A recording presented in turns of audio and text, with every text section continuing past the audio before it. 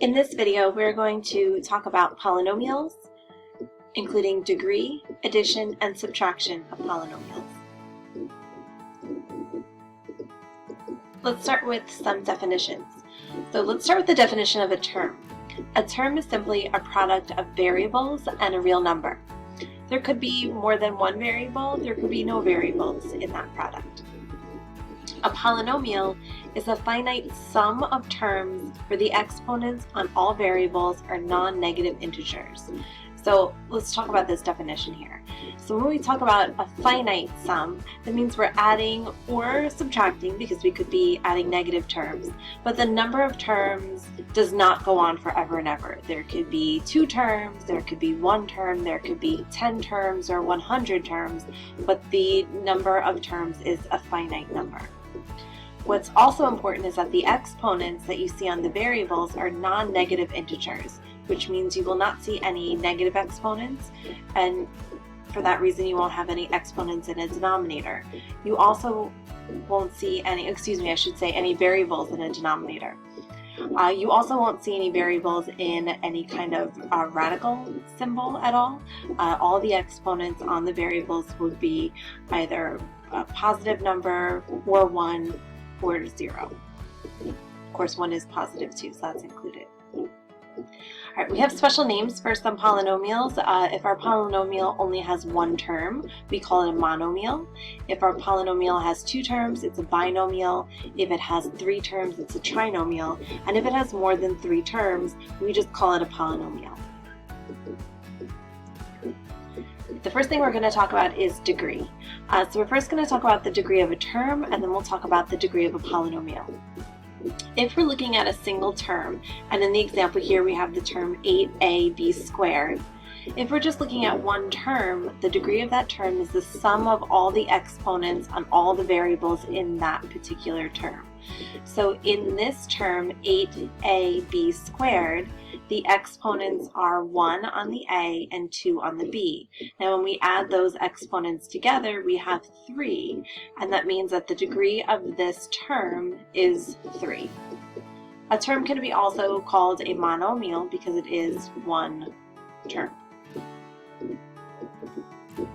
Now if we take that definition a little bit further, we can use it to find the degree of a polynomial. In order for us to find the degree of a polynomial, we have to find the degree of every single term in that polynomial.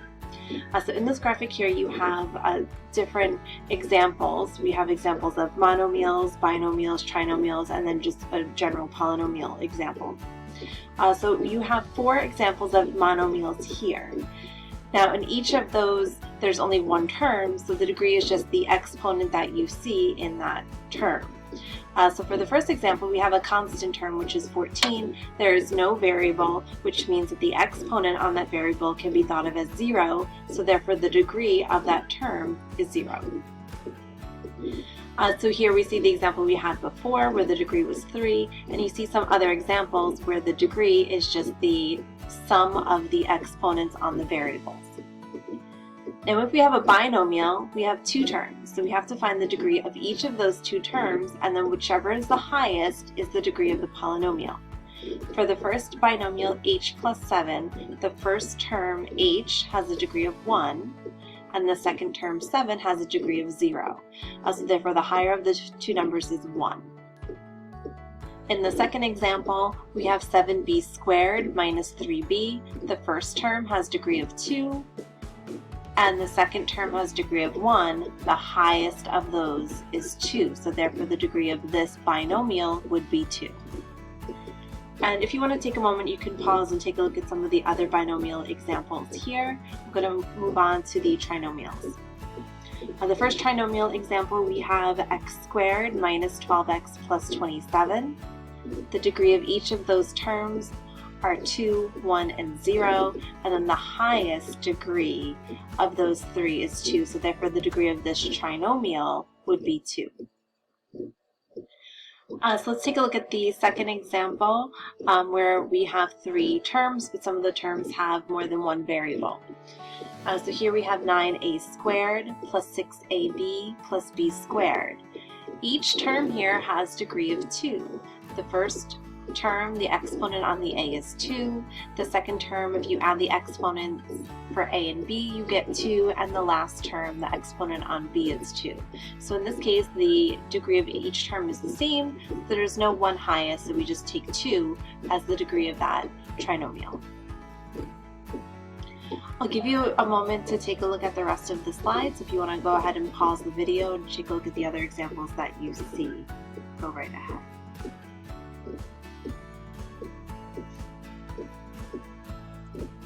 Okay, so let's move on here. So here we're going to talk about evaluating polynomials. When we're evaluating polynomials, you have to be given a value of the variable. So if you don't know what the value of a variable is, then you really aren't doing much with that polynomial. Once you do have a value that you want to substitute into your polynomial, and you could have more than one variable, so you might be given different values for all the different variables that are shown in your polynomial. First thing you're going to do is substitute those variables in. Keeping in mind that within each term, if you have two variables that are right next to each other with no symbol in between, that you do have multiplication there. Once you substitute all your values in, you're just going to simplify using the order of operations. So most of the time the operations you'll see when we're talking only about polynomials will be exponents, then multiplication to simplify each term, and then addition or subtraction to combine the values of each term together. So in this example, we're going to evaluate a negative 5x squared plus 4x if x is equal to negative 3. So we have that binomial, and we're given the value of x is negative 3. So you see the example here. The x has been substituted with the negative 3. And then the very first thing we need to do is to take care of the exponent. So negative 3 to the second power is positive 9. In this step, I also, since it was in the other term, multiplied the 4 times the negative 3 together. Now we can go ahead and multiply the negative 5 times 9, which gives us negative 45, and then combine these terms together, which gives us negative 57.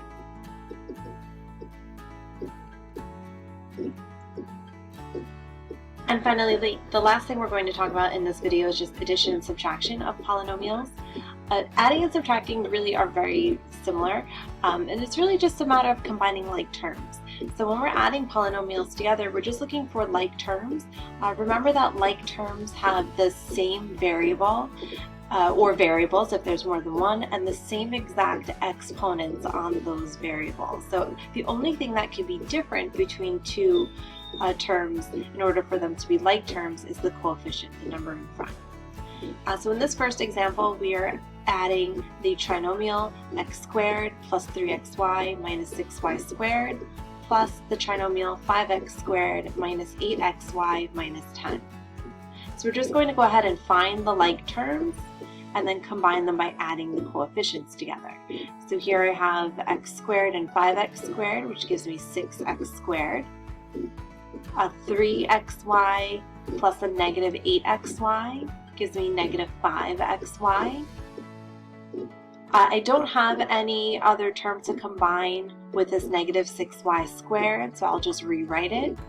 And I also don't have any other constants besides negative 10, so I will just rewrite that as well. Here I'm writing my terms in order and by degree. So the first three terms happen to have the same degree, which is 2. If you have more than one term with the same degree, we usually go alphabetically by the variable. So I'm going to write all of the terms that have x first and then the terms that have y second. It just goes alphabetically. Notice that my last term has the smallest degree. Any constant term always has degree 0. You don't have to write your polynomials in order by degree, but it's a good habit to get into. Just makes it easier for people to read, and also when we go to factoring, you'll want to have your polynomials written by degree. Just makes it a little bit easier to see what's going on. All right, in the last example here, we're going to look at subtraction. Subtraction is almost just like addition. The only thing is that we're adding the opposite of the second polynomial. So the first thing you're going to do is distribute that negative sign or the subtraction sign to all of the terms of the second polynomial. And that means that you're going to change all of the signs in the second polynomial to their opposite and then add the two polynomials together. So in the example, I'm adding the binomial 4x squared minus 5, I'm subtracting from that binomial 3x squared minus 7x plus 3. Now the first thing I'm doing is rewriting this in terms of an addition problem. So I kept the binomial the same because it's the first polynomial. That's what I'm subtracting from. I'm changing my subtraction into addition, but notice I'm adding the opposite. So all the signs that I see here are the opposite that they were to begin with. Once I have done that, now I can just follow the rules for addition by looking for like terms and combining the coefficients. So here I have 4x squared minus 3x squared, which is just 1x squared or x squared. I'm combining the constants, negative 5 plus negative 3, that gives me the negative 8. But I also have a term that has x in it, and I don't have anything to combine that with, so you see that here, 7x. Again, I wrote my terms in order by degree, from highest degree down to lowest degree, so this is degree 2, degree 1, and degree 0. Well, I hope you enjoyed this video. Take a look for the next video where we will be multiplying polynomials.